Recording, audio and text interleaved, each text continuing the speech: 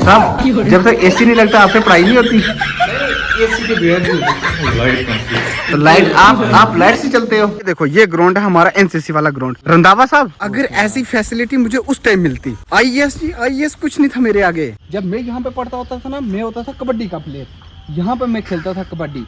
एक दिन मैंने रेड मारी और इन्होंने मेरी बाजू तोड़ के ऐसे मेरी बाजू करके ना तो बाहर भेज दिया। मैं प्रिंसिपल साहब को एक ही बात कहना चाहता हूँ कि दिल से सल्यूट है आपके लिए। So whatsapp guys, welcome back to my YouTube channel the comedian Hussain show. दोस्तों आज के व्लॉग की शुरुआत होती है अपने घर से। आज हमारा प्लान जो बना है वो जाने का मेंढर, और वहाँ से हम सोच रहे हैं कि इतने दिन काम कर करके सेंटर में हम हो गए हैं बोर। हम कहीं जाएंगे शूट करने के लिए कुछ रील्स वगैरह। तो देखते हैं जैसा कुछ प्लान बनता है आपको बताते हैं। और आज वेदर इतना खतरनाक है, इतना अच्छा मौसम में इतना स्वाद आ रहा है और मुझे लग रही है ठंड। और मैंने भी इसीलिए लगा लिया हुडी। सुबह सुबह मुझे इतनी ठंड लगती है ना, आपको पता ही है, जैसे कि मैं पिछले 2 साल से नहीं नहाया है। वजह ये ठंड है। ये ठंड मुझे लगती है हम नहीं नहाते हैं। माजी जी अभी मुझे कॉल करते हैं कि आज हमें मेंढर जल्दी जल्दी जाना पड़ेगा क्योंकि उनको कोई अर्जेंट काम है, किसी बच्चे को स्कूल में छोड़ना है। तो जल्दी जल्दी मैं खाना खा लेता हूँ क्योंकि वो कहीं से आ रहा होगा तो वो रुकेगा नहीं। मॉर्निंग, कैसे हो? सुबह सुबह आपको ठंड नहीं लग रही? हाँ। ये हमारे सेंटर में छाया हुआ है सन्नाटा। लाइट चली गई है और यूपीएससी साहब हो गए हैं खज्जल। इनसे पढ़ाई हो नहीं पा रही है। साहब जब तक एसी नहीं लगता आपसे पढ़ाई नहीं होती। नहीं एसी के बगैर भी हो जाती है लाइट का मसला। तो लाइट आप लाइट से चलते हो। ये चेक कर सकते हैं, यहाँ से लाइट खराब थी। साहब जी साहब, आप सुबह सुबह चिकने क्यों बन जाते हैं हमेशा? क्या हो सकता है, एक मैकेनिक की जो है चिकने नहीं बन रहे हैं, लाइट खराब थी। क्या करें यार, एक जर्सी लगा दी, चिकने बन गए, कपड़े सब धोए हैं कल। अच्छा क्यूट हो गए हो आप। ईद की तैयारी कर रहे हैं। ईद की तैयारी कर रहे हैं और ये पेट कब अंदर करोगे? पेट हो रहा है आस्ता बाहर हो रहा है। बाहर नहीं अंदर जाएगा। हम यूपीएससी साहब के लिए एक रिश्ता ढूंढ रहे हैं। अगर कोई लड़की इंटरेस्टेड है तो मैं मेंशन कर दूंगा इनकी इंस्टा की आईडी। आप पहले खुद से रब्ता करो, हमसे रब्ता करो, उसके बाद हम डिसाइड करेंगे कि ये यूपीएससी साहब के लिए सही है या नहीं। इनके पास इतना फालतू टाइम नहीं कि डेढ़ लड़कियों को जो है अपॉइंटमेंट देंगे। पहले हम डिसाइड करेंगे कि वो क्या इनके काबिल है। अगर हमने पास कर दिया उसके बाद इनको देंगे अपॉइंटमेंट देंगे। पहले आप पास करोगे ना? बिल्कुल, पहले हमसे रब्ता होगा। आप सहमत हो इस बात से? मैं सहमत हूं। आसफ जी अभी हम कहाँ जा रहे हैं? कुछ इम्पोर्टेंट काम है, ऑफिस का काम। और मैं ऐसे लग रहा हूँ जैसे लग रहा हूँ कि मैं यहाँ पे इंस्टीट्यूट में जो है ना हाई लेवल पे हूँ और ये मेरा असिस्टेंट है जैसे लैपटॉप इसने पकड़ा हुआ है काम के लिए। ऐसे ही लगता है तो मैं हर जगह इंसल्ट करवाता है ये।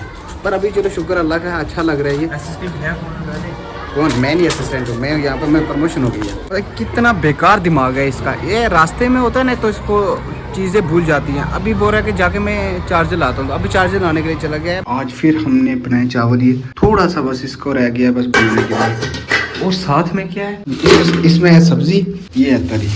पीछे कर सकते तरी खाएंगे हम। एक तेरा एक मेरा आधा तेरा। अभी हमारा प्लान बन गया है ऊपर कॉलेज की तरफ घेड़ी मार के जाते हैं क्योंकि आज बिल्कुल हमारे पास काम नहीं है, इसीलिए हम सोचते हैं कि घेड़ी मार के आते हैं। तो रमजान जी को आप जानते नहीं होंगे, ये हैं एक दुकान वाले जिन्होंने खोली हुई है कंप्यूटर की दुकान।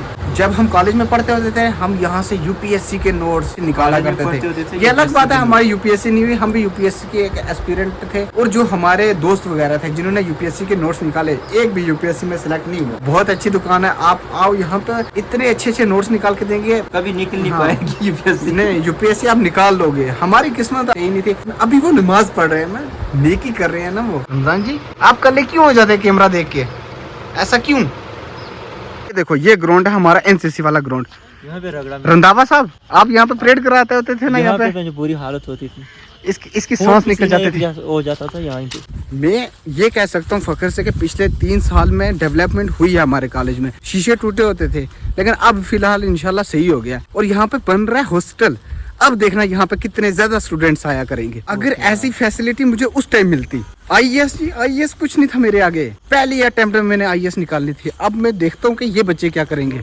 ये देखो हमारे मंत्री कितने अच्छे मंत्री हैं। मैं बोलता हूँ ऐसे मंत्री साहब को सल्यूट होना चाहिए। राणा साहब के हम हमेशा सपोर्ट रहेंगे, हम दिल से सपोर्ट करेंगे। बस ऐसे 4-5 हॉस्टल और बनवा दो। ये क्या है? Swimming pool. This is a बावली, नॉट अ स्विमिंग पूल, जहाँ पे लड़कियां नहाया करेंगी, बाथिंग करेंगी सुबह सुबह। ना हमारे टाइम भी ये बस होती थी। जो इसमें कवर वगैरह चढ़े हुए ना वो कवर नहीं होते थे। सीटें चुभा करती थी, तेल कम होता था, मिट्टी का तेल डालते होते थे। आप सब ये एंजॉय करो सिनेमैटिक हमारे कॉलेज के।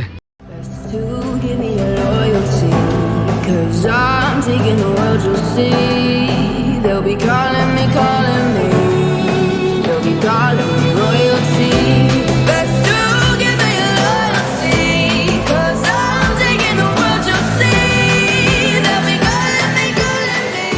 ये जो सामने आपको दिख रहे हैं ना ये वाले, ये ऑब्स्टिकल इंस्ट्रूमेंट्स हैं।